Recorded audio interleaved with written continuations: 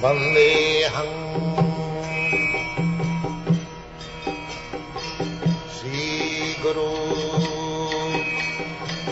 Sri Juta Padakamalam Sri Gurum Vaishnava Vansha.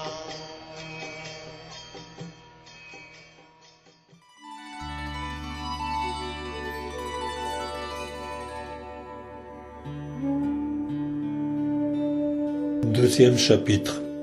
Uddhava se souvient de Shri Krishna.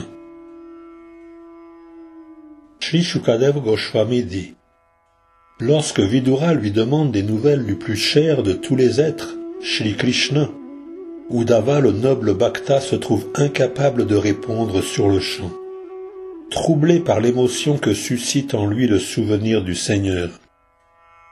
Déjà dans sa prime enfance, à l'âge de 5 ans, il s'absorbait tant dans le service offert à Shri Krishna que lorsque sa mère le priait de venir prendre son repas, il n'éprouvait aucun désir de manger.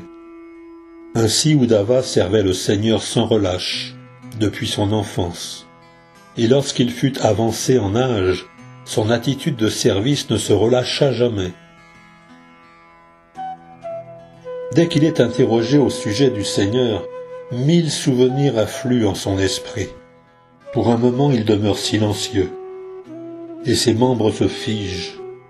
Il s'est immergé dans le nectar du souvenir des pieds pareils au lotus du Seigneur, perdu dans l'extase dévotionnelle, et semble s'abîmer de plus en plus profondément dans ses doux sentiments.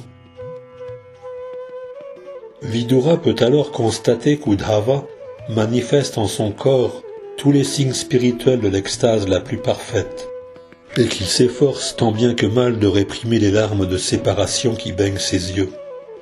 Il comprend alors qu'Uddhava a pleinement développé le profond amour de Dieu.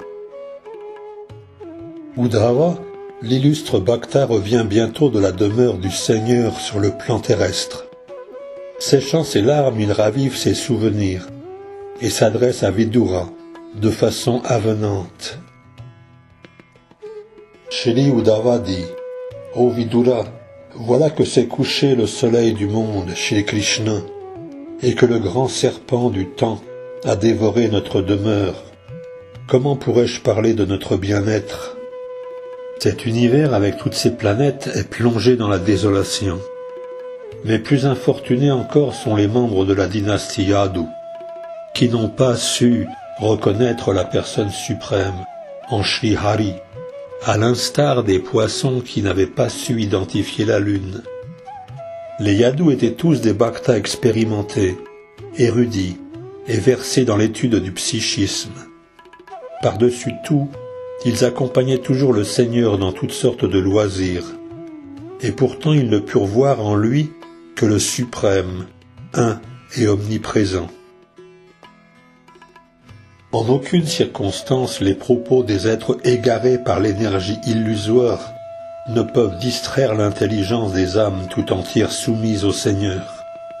Le Seigneur Shri Krishna, qui sur la terre avait manifesté aux yeux de tous sa forme éternelle, disparut en la soustrayant à la vue de ceux qui, pour n'avoir pas accompli les austérités requises, ne pouvaient le voir tel qu'il est. Le Seigneur Shri Krishna est descendu dans le monde des mortels par sa puissance interne, Yogamaya. Il est venu dans sa forme éternelle, qui sied tout à fait à ses divertissements. Quant à ces divertissements, ils ont fait l'émerveillement de tous, même de ceux que rendait fiers leur propre opulence, et jusqu'au Seigneur lui-même, en tant que maître de Vaikunta. Ainsi son corps spirituel représente-t-il l'ornement d'entre les ornements. Tous les dévas des systèmes planétaires supérieurs, intermédiaires et inférieurs s'étaient assemblés autour de l'autel érigé pour le sacrifice Rajashuya, accompli par Maharaj Yudhishthira. Après avoir contemplé les traits merveilleux du corps de Shri Krishna, tous estimèrent qu'il personnifiait l'ultime manifestation de la dextérité créatrice de Brahma. le Père de tous les êtres. Après avoir échangé avec lui, rire, regards et doux sentiments, les demoiselles de Vraja furent prises d'angoisse lorsque Krishna les quitta. Jadis leurs yeux le suivaient sans cesse, mais elles ne pouvaient plus désormais que s'asseoir, leur intelligence étourdie, incapables de terminer leurs devoirs ménagers. Le Seigneur souverain, à l'infinie compassion, maître des créations matérielles et spirituelles, est non né. Mais quand ces êtres qu'influencent les attributs de la nature matérielle s'opposent à ces paisibles dévots, il paraît alors comme le feu, accompagné du Mahatattva. Lorsque je songe à Shri Krishna, à la manière dont il naquit dans la prison de Vasudeva, lui le non-né, à la façon dont il s'est rendu à Vraja, quittant la protection de son père et vivant là dans le secret par crainte de l'ennemi, et comment il a fui Mathura, poussé par la peur, bien que doté d'une puissance infinie. Je reste troublé devant le caractère incompréhensible de ces événements. Shri Krishna a prié ses parents de leur pardonner à lui et à Balaram, de n'avoir pas pu offrir le service à leurs pieds, du fait qu'ils s'étaient éloignés du foyer paternel par crainte de Kamsa. Il dit « Chère mère, cher père, veuillez nous excuser de cette inaptitude. Les activités du Seigneur pèsent lourdement sur mon cœur. Qui donc pourrait l'oublier, après avoir respiré ne fût-ce qu'une fois la poussière de ses pieds pareils au lotus? Par le seul mouvement de ses sourcils, il porta un coup fatal à tous ceux qui accablaient la terre. Qui donc peut souffrir d'être séparé de lui? Tu as pu voir personnellement la manière dont le roi de Shedi, Shishupal, atteignit à la perfection du yoga, et ce, malgré la haine qu'il ressentait à l'égard de Krishna, alors que les yogis aux vœux stricts aspirent si fort à cette même perfection à travers leurs diverses pratiques. Certes, d'autres guerriers encore, sur le champ de bataille de Kurukshetra, ont reçu la purification des flèches d'Arjuna. Et tandis qu'ils contemplaient le visage pareil au lotus de Krishna, si plaisant au regard, ils ont atteint le royaume du Seigneur. Shri Krishna est le Seigneur de multiples groupes de trois, et jouit en toute indépendance d'une suprématie parfaite, grâce aux diverses excellences qu'il possède.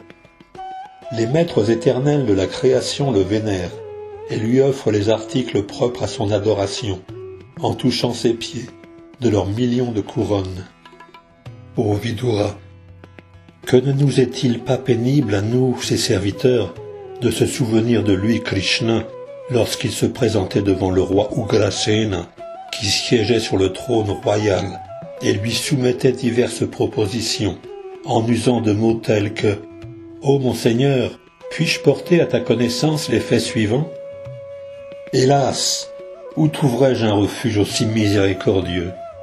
Lui qui accorda une position égale à celle de sa mère, à une sorcière, Putana, ayant perfidement enduit son sein d'un poison mortel pour qu'il l'aspire avec son lait.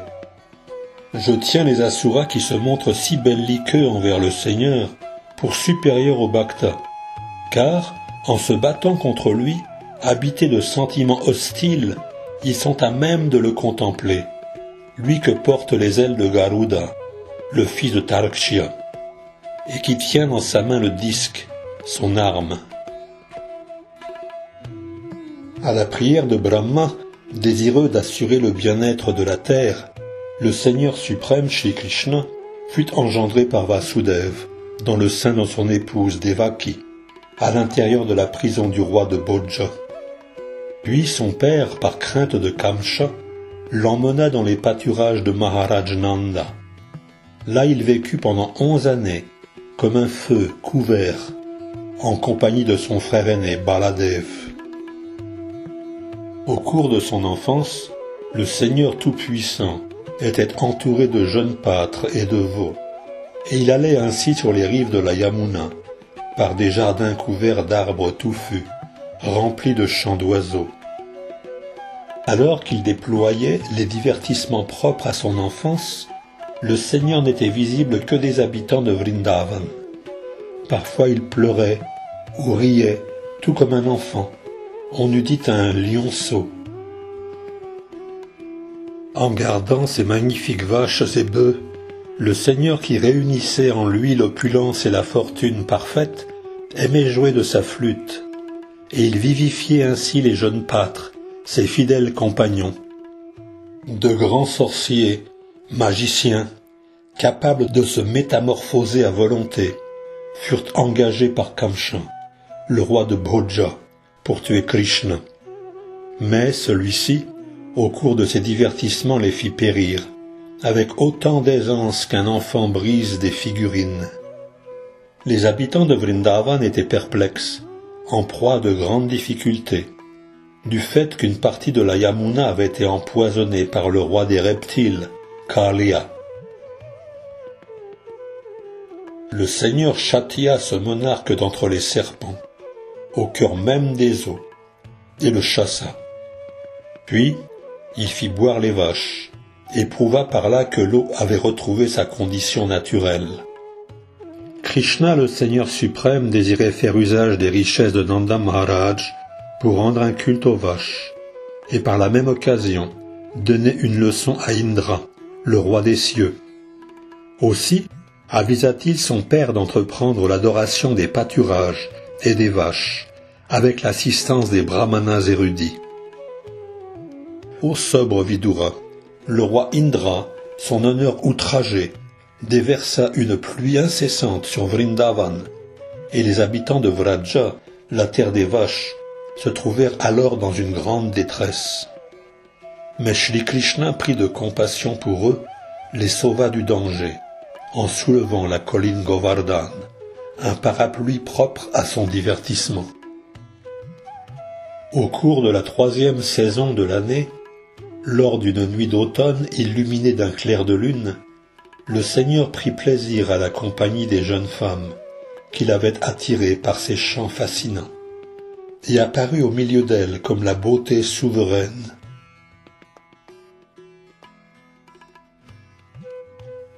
Ainsi s'achève le 2e chapitre du 3e chant du Srimad Bhagavatam, intitulé « Uddhava se souvient de Shri Krishna ».